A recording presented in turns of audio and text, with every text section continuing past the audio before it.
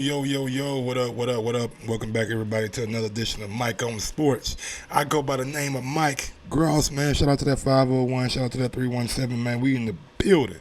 You know what I'm saying? And last night we had a football game on our hands, man.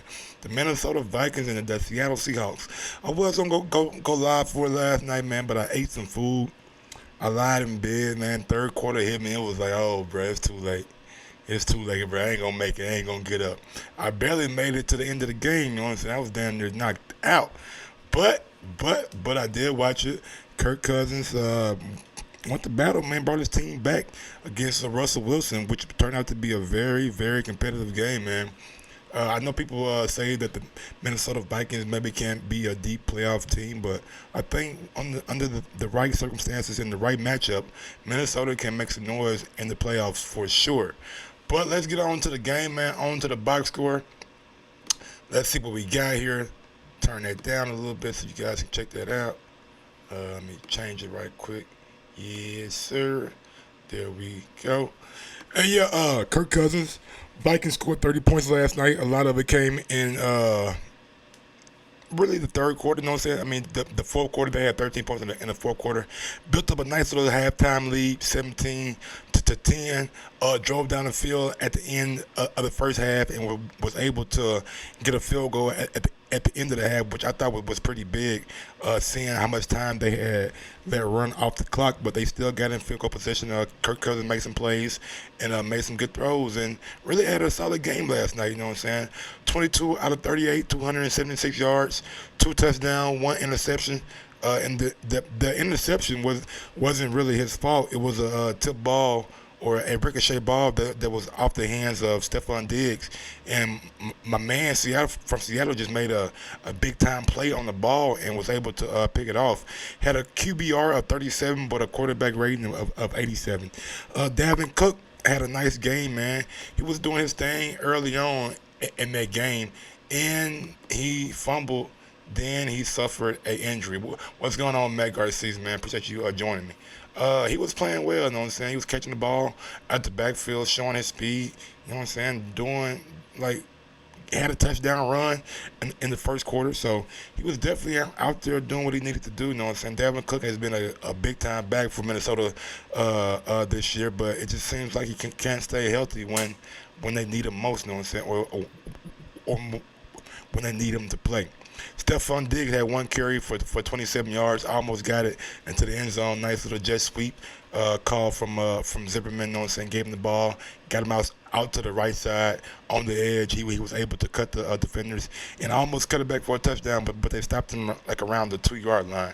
But Diggs, you know what I'm saying, also had um, four receptions for 25 yards. Laquan Laquan Treadwell out of Ole Miss had one reception, 58 yards for one touchdown. Alexander Madison had four receptions for 51 yards. Kyle Rudolph had four for 50 and one touchdown. And C.J. Ham had two for 42. The big fullback caught one man and started rumbling. Dalvin Cook had three for 35. And yeah, that's all about the notable one, man. Yeah, Diggs. Yeah, I seen that, man. I seen that. I thought it was Dalvin Cook. I know Diggs got hurt too, man. That's fucked up. Shit. I must fell asleep. Uh, Russell Wilson was 21 out of 31, 240 yards, two touchdowns, one interception. Only sacked twice. One of the sacks, you know what I'm saying, was his fault. He just tripped over himself. So the defender, you know what I'm saying, touched him, so he was down. Also, that interception was like a ricochet.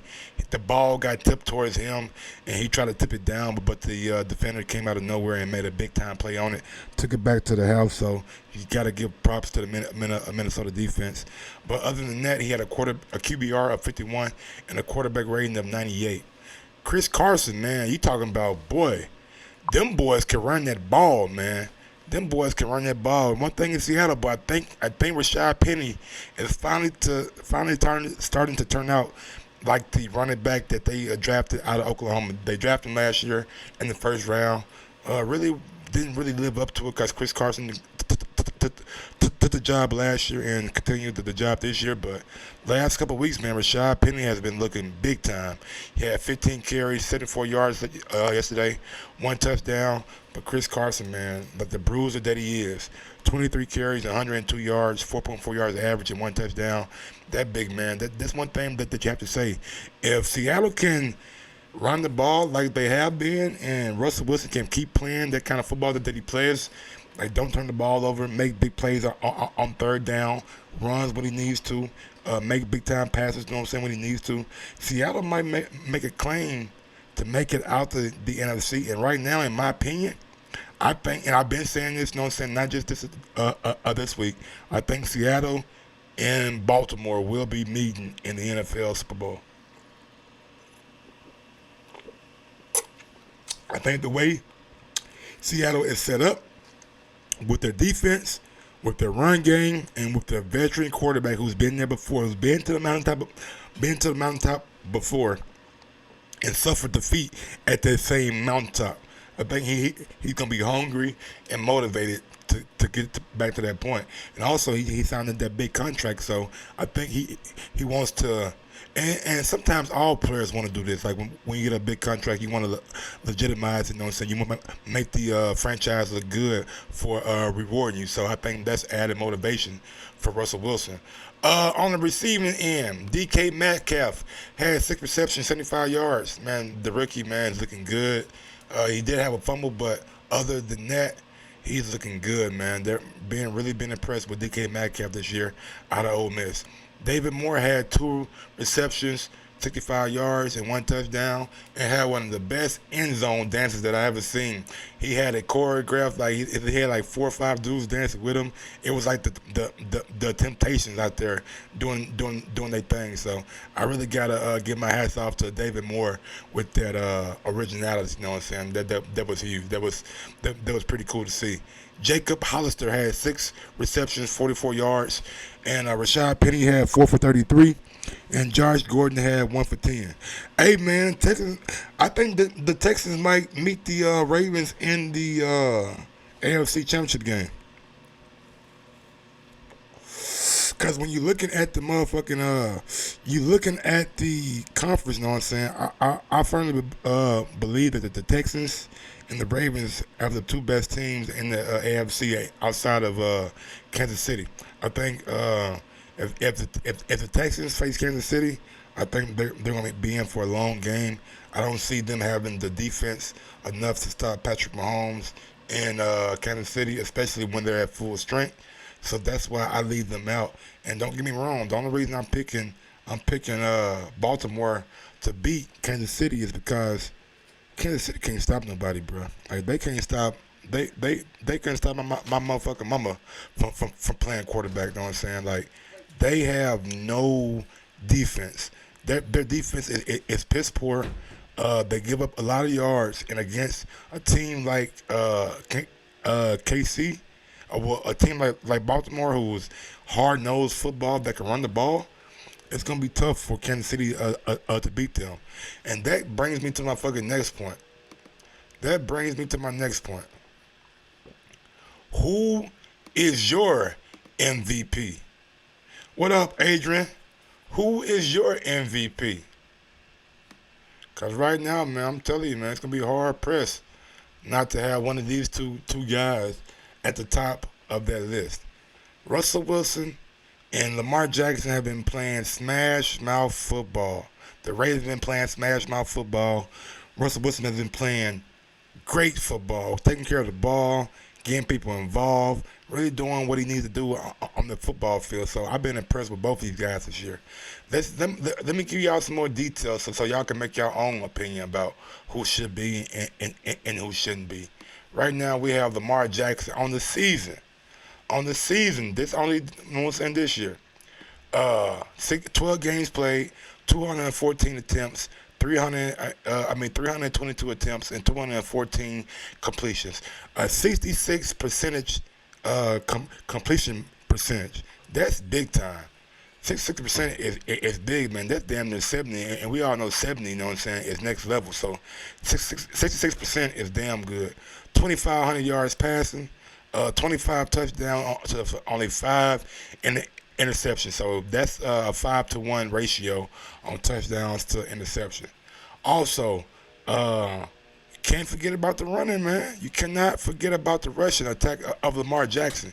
140 attempts, 977 yards, 7 touchdowns. The boy is out here doing his thing. He's out here looking like young Mike Vick, maybe even a better version of Mike Vick. You know what I'm saying? Also has 5 touchdowns, with a long of 39. Has 10 fumbles, but only 2 lost. So that's good too. You know what I'm saying? Well, never mind.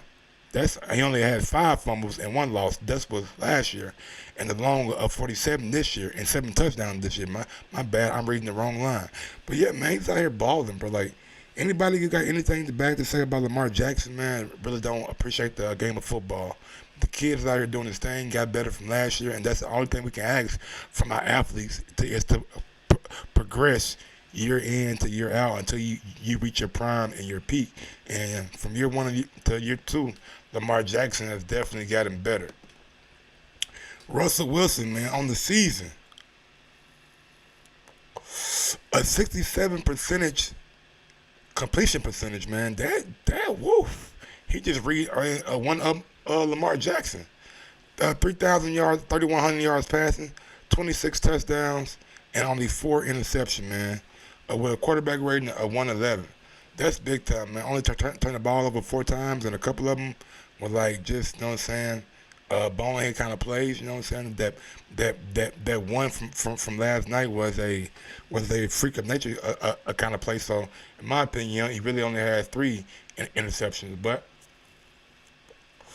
his numbers on the season, man, are very MVP worthy. You know what I'm saying?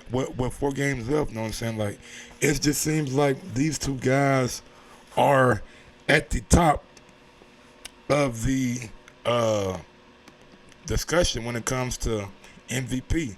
I do have to say that Deshaun Watson does deserve some consideration. You know what I'm saying? But like my man Matt Garcia said, man, a decent team, maybe like 8-8, 7-9. If you take Lamar off the Ravens, I don't know if they still the team that we see week in and week out with that deadly rushing attack, with that play action, and Lamar making big plays all over the field. So I'm definitely intrigued to see the last 4 weeks of the season and how it all plays out. I definitely think it's going to come down to the last 4 weeks. I think Lamar Jackson and Russell Wilson have a strong case. But if I had to pick, if I had to choose, if I had to say, man, what guy is bringing excitement to the league? What guy is making me must see every week he's on the field? What guy is uplifting his team, making men follow him like I haven't seen out of a second-year player before? It'll be Lamar Jackson, man. It'll be Lamar Jackson, man, out here doing his thing, man, and showing people that he is the real deal. Or maybe I'm just a guy who's stuck in the moment. Maybe I'm not appreciating the greatness of Russell Wilson right now. But I see something that I don't normally see. I see a player who's came in the league who's just set it on fire.